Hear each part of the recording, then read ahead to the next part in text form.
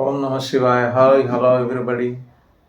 ఈరోజు ఒక ఇంపార్టెంట్ విషయం మనం మాట్లాడుకుందాం, స్పిరిచువల్ విషయం గురించి. ఆధ్యాత్మిక జీవితం, స్పిరిచువల్ లైఫ్ అంటే చాలా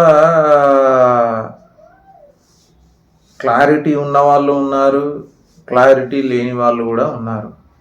చూడండి, భక్తులు, శిష్యులు ఆధ్యాత్మిక జీవితంలో రెండు రకాలుగా ఉంటారు. ఒకటి కోరికల కోసం, ఫ్యామిలీ స్టేటస్, ఆర్థికంగా అన్ని రకాలుగా ఎదగడం కోసం భగవంతుణ్ణి ఆరాధించే వాళ్ళు. రెండో కోవకు చెందిన వాళ్ళు నేనే భగవంతుడిగా మారాలి, ఒక వివేకానందలాగా, ఒక రామకృష్ణ పరమహంసలాగా, ఒక సిద్ధ పురుషుడిని అవ్వాలి, నేను సకల శక్తి స్వరూపుడిగా మారాలి అని దైవాన్ని, గురువులను ఆరాధించే వాళ్ళు రెండో కోవకు చెందిన వాళ్ళు. అయితే ఇక్కడ ఒక ఇంపార్టెంట్ విషయం ఉంది. అసలు దైవాలను, గురువులను ఆరాధించే ముందు భావము అనేది ఏమైనా పనిచేస్తుందా? చాలా ఇంపార్టెంట్ విషయం. 100% పనిచేస్తుంది అనేది కలియుగంలో ఉద్భవించినటువంటి రామకృష్ణ పరమహంస వారి జీవితంలో ఇది నిరూపించబడింది. ఎలా? పరమహంస వారు అంటారు, ఆధ్యాత్మిక జీవితం అంటేనే క్లియర్ కట్గా దైవంతో ఒక భావాన్ని మనం కలిగి ఉండడం. అలా కలిగి లేని పక్షంలో ఆ రిలేషన్షిప్ అనేది భగవంతుడు కూడా మనతో క్లారిటీగా మెయింటైన్ చేయలేడు అనేది వారు చెప్తారు. వారు ఒక భావాన్ని కలిగి ఉంటారు పరమాత్మ విషయంలోన. తానే ఒక గోపికలాగా, ఒక ప్రియురాల్లాగా తన భావాన్ని పెట్టుకొని ఆరాధిస్తూ ఉంటారు. ఆ భావం ఎంత స్థాయికి వెళ్తుందంటే వారి యొక్క బాడీలోంచి ఒక స్త్రీకి ఏ విధంగా అయితే ఋతుస్రావంలాగా జరుగుతుందో ఆ విధంగా అయిపోయేదంట. వారి చరిత్రలో కూడా ఇది ఉంది.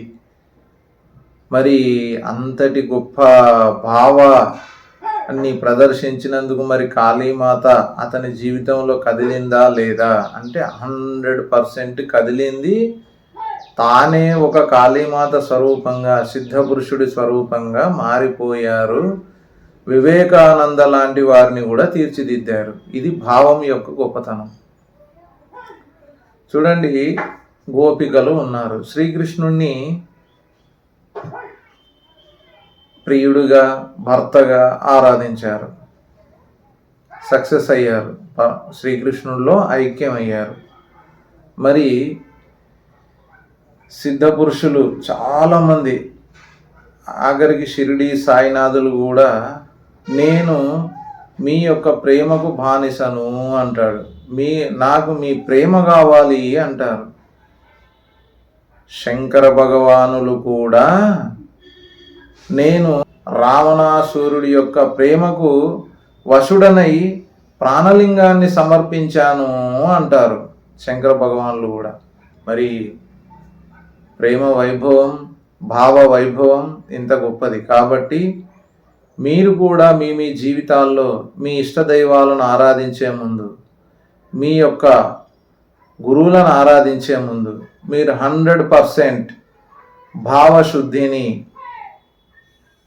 క్రిస్టల్ క్లియర్ భావాన్ని కలిగి ఉంటే మీ పట్ల కూడా అది వెంకటేశ్వర స్వామి అవని, శ్రీకృష్ణుడవని, ఇంకా ఎవరైనా అమ్మవారవని, గురువులవని, సిద్ధపురుషులవని 100% కదులుతారు. మీ యొక్క భావాన్ని వారు స్వీకరిస్తారు, మీకు ఫలాన్ని వసగుతారు. ఇక్కడ ఫలం విషయానికి వస్తే మళ్ళీ రెండు విషయాలు ఉంటాయండి ఆధ్యాత్మిక జీవితంలో. ప్రాపంచిక ఫలం ఒకటి, ఆధ్యాత్మిక ఫలం మరొకటి. ఆధ్యాత్మిక ఫలం అంటే సెల్ఫ్ రియలైజేషన్, ధ్యానంలో నిష్టను సాధించడం, సకల సిద్ధస్వరూపుడిగా మారిపోవడం, ఇదొకటి. రెండోది ప్రాపంచికంగా డబ్బును పొందడం, సొసైటీలో పేరు ప్రఖ్యాతులు పొందడం, అన్ని సమస్యల నుంచి విడిపడడం, ఇదొకటి. మరి మీరు ఏం కోరుకుంటారో, ఎలా వెళ్తారో మీరు డిసైడ్ చేసుకొని మీరు వెళ్ళాలి. ఇప్పుడు ప్రాపంచికంగా మన ఋషులు ఉన్నారు, మునులు ఉన్నారు, మహర్షులు ఉన్నారు. అందరూ పెళ్ళిళ్ళు చేసుకున్నవారే, సంసారంలో ఉన్నవారే, డబ్బును కోరుకున్నవారే, ఆధ్యాత్మిక పరంగా కూడా ఎదిగిన వాళ్ళే. ఏది తప్పు కాదండి. సంసారంలోనే ఉండాలి, సాధన చెయ్యాలి, ప్రేమతో కూడిన సాధన చెయ్యాలి. సాధన అంటే మనకున్న బిజీ లైఫ్కి మార్నింగ్ టు ఈవినింగ్ సక్సెస్ఫుల్గా మనం పూర్తిగా జపము ధ్యానము చేయలేం. కానీ మార్నింగ్ ఈవినింగ్ తర్వాత మనం చేసే పనుల్లో కూడా లోపలే పరమాత్మను గుర్తు చేసుకోవడం, పరమాత్మయే నా ద్వారా ఇది చేయిస్తున్నాడనే ఉత్తమ భావాలను కలిగి ఉండడం, పరమాత్మ ద్వారానే నా ఈ వర్క్ 100% అవుతోంది సక్సెస్ఫుల్గా అని నమ్మడం, భావించడం, ఇవన్నీ చేస్తూ ఉంటే మీ ఇష్టదైవాలు, మీ గురువులు ఆటోమేటిక్గా మీకు అక్కడక్కడ మీకు ఎస్ నువ్వు ఈ భావాన్ని కలిగి ఉన్నావు, ఇది కరెక్ట్, చూడు అని మీకు నిదర్శనాలు ఇస్తూ ఉంటారు. ఇది జరుగుతుంది 100%. కాబట్టి మీరు సంసారంలో ఉంటూనే మీ డ్యూటీస్ ఎవరెవరు ఏ రంగాల్లో ఉన్నారో చేస్తూనే మీ ఇష్టదైవాలను, మీ ఇష్ట గురువులను ఆరాధించండి. ఇక్కడ గురువులంటే సెల్ఫ్ రియలైజేషన్ పొందాలి, ఆత్మసాక్షాత్కారం పొంది సకల సిద్ధ స్వరూపులై ఉండాలి. ఎవరిని పడితే వాళ్ళను, శాస్త్రజ్ఞానులను గురువులు అనరు. శాస్త్రం బోధించే వరకే వాళ్ళు పనికొస్తారు, అంతవరకే. కానీ నిన్ను నడిపించాలంటే మటుకు ఆత్మసాక్షాత్కారం పొంది ఉండాలి. అటువంటి గురువును నువ్వు ఆరాధించాలి. అటువంటి గురువు నీకు దొరకలేదనుకో, మీరేం చేయాలి?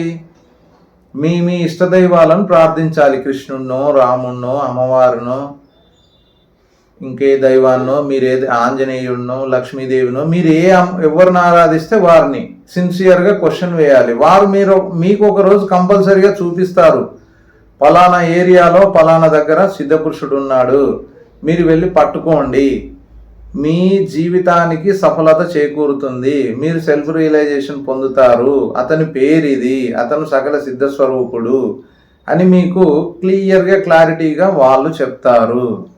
మీ ఇష్టదైవాలే. కాబట్టి ఇంత క్లారిటీతో మీ యొక్క ఆధ్యాత్మిక జీవితాన్ని నడిపించుకోండి, ముందుకు వెళ్ళండి. ఓం సాయిరామ్. ఓం నమః శివాయ.